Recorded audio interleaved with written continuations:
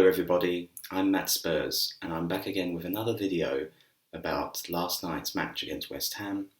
This time I'm going to go through my player ratings. Okay, so let's start with Hugo Lloris. I want to give Hugo Lloris a 7 out of 10. I thought, although he didn't have anything to do, to be honest with you, the things that he did have to deal with, he dealt with well.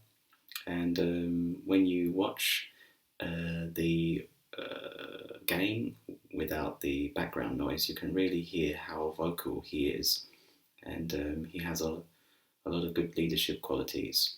But anyway, kept a clean sheet, 7 out of 10. Next I'm going to go to right back, and at right back was Serge Aurier. And to be honest with you, I felt he had a steady game. I'm going to give him a 7 as well, 7 out of 10. I felt that he didn't make any mistakes. Sometimes when he plays and sometimes with the things he does, he gives me heart attacks. I think some of the heart attacks or panic attacks that I've had while watching Tottenham this season have been because of him. But anyway, I felt he was tidy, did everything he had to do well, although on that wing, I can't remember the West Ham player who played on that wing, but he didn't really face a lot of stiff competition. Unlike Ben Davies on the left back, Ben Davies had to deal with Jarrod Bowen, and I think he dealt with Jarrod Bowen pretty well. So I'm going to give him an 8 out of 10. I thought he played pretty well, and after reading an article in Football London, one of the writers mentioned how vocal he is,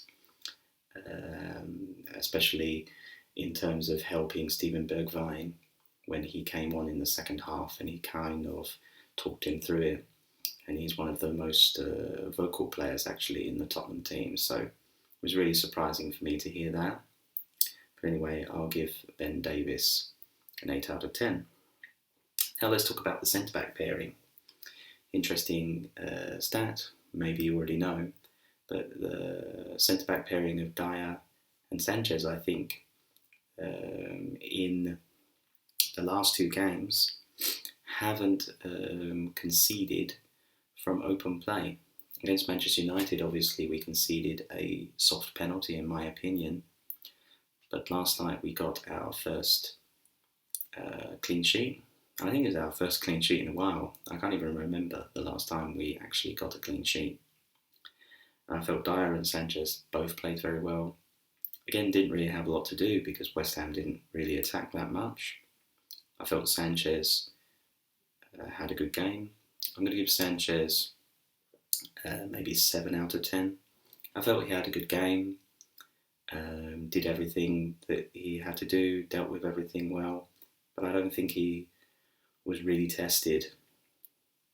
However, I felt his partner, Eric Dyer, had a fantastic game.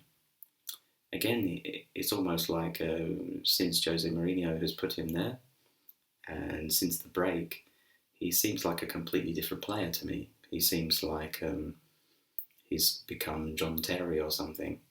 I mean, I'm not a big fan of John Terry, but John Terry, you have to admit, was a good centre-back and played under Jose Mourinho as well and had good leadership qualities. And again, it seems like Eric Dyer, also one of the most vocal people in the team. And actually, you can see it on the TV. Actually, you can see even when we scored, he puts his arm in the air. He gets involved with the celebrations as well. And you can really hear him and hear his passion. So I think Dyer has definitely gone up in my books, and I think he definitely deserves his 8 out of 10. Let's talk about midfield. Again, a lot of people were surprised about the fact that Ndombele again didn't play. The second game he played 0 minutes. There is some talk that maybe he doesn't want to play for Jose Mourinho anymore. I kind of think that's rubbish, considering that it came out within minutes of the final whistle. So again, no Ndombele, but we had the midfield two of Sissoko and Lo Celso. Sissoko, I'll give 7 out of 10. Played all right. I think, again, like the Man United game, he didn't really do much in the first half, but when the second half came, he got on the ball more and started playing more.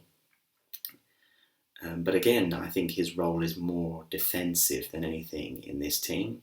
And I don't think he, again, really had to defend like our back four. But I felt he did everything he needed to do. I don't think he made any mistakes during the game. So well done, Musa. Actually, Musa is one of my favourite players. So Musa is always the first on my team sheet. Lo Celso grew into the game. I felt in the first 20 minutes, couldn't really get on the ball. But as the game wore on, he got into the game. He started making runs, getting on the ball and trying to play into Harry Kane, into the wings. And even during the end of the second half, you saw him running with the ball at the defence before he'd feed it off to somebody else. Actually, one moment in the second half that I really liked was he got the ball on the edge of our own box and basically turned and ran with the ball and maybe got through a couple of West Ham players. I thought that was really good. Technically speaking, I think he's probably our best midfield player since Luka Modric.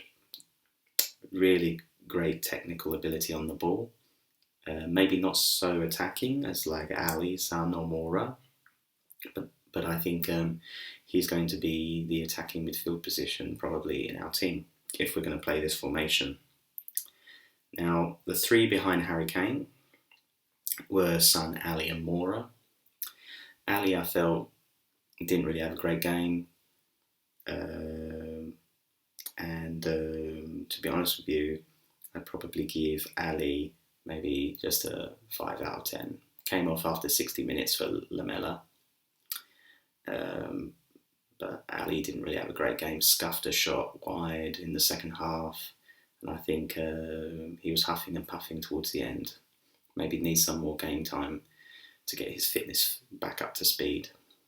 But it was definitely a game his brother played yesterday. On the left-hand side, we had Heung-min Son. Felt he did all right. I'll give him a 7 out of 10. Unlucky with the goal, I felt, because his toe was offside. And I felt it was a good goal because he got into the space and then got the goal. And to be honest with you, that rule I think is a bit harsh and probably the goal should have stood. But that's just my own opinion. But the rule's a rule. It was offside. So unlucky Sonny. But other than that, I felt he did all right. On the right-hand side, we had Lucas Moura, who came back in for his first game back. Felt he did all right, actually. Had a couple of shots that he could have scored from.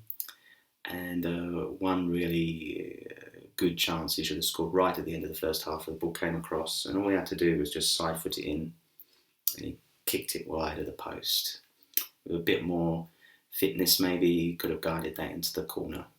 But I felt he did much better than Ali. And you can see why maybe he replaced Bergwijn in the team. Because obviously he dropped Jose Mourinho dropped Bergwijn back to the bench for this game and played Moura. But obviously Bergwijn came on later in the game for Moura, I believe. Up top, and I'll give Lucas Moura a 7 out of 10.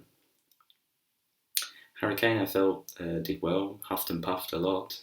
And you could see by his goal celebration that he was tired at the end of the game again. But I think the way he took his goal was really well. So well done, Harry Kane. 137 goals in 200 games. I think that's really, really good.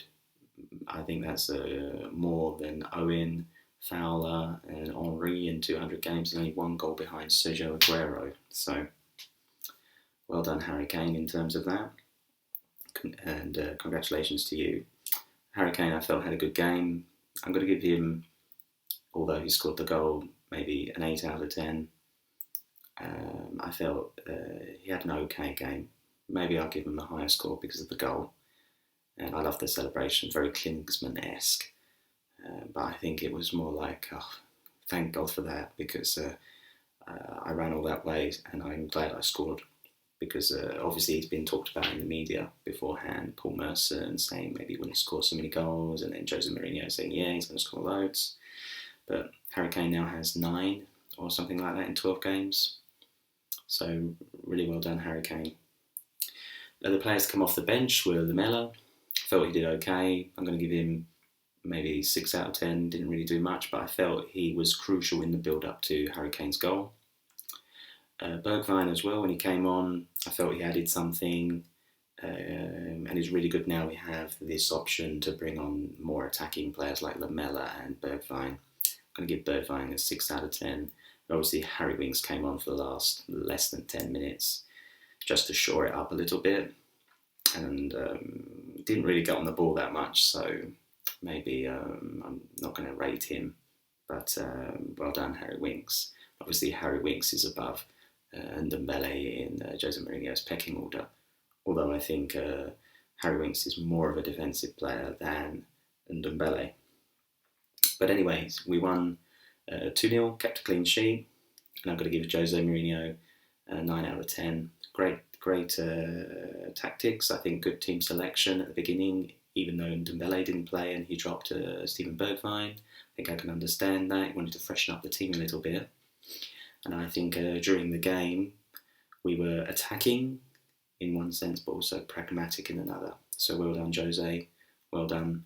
We got our first win in 8 games, and we got a clean sheet.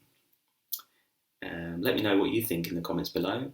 And if you want to see another video, make sure you subscribe. But anyway, until next time, come on you Spurs.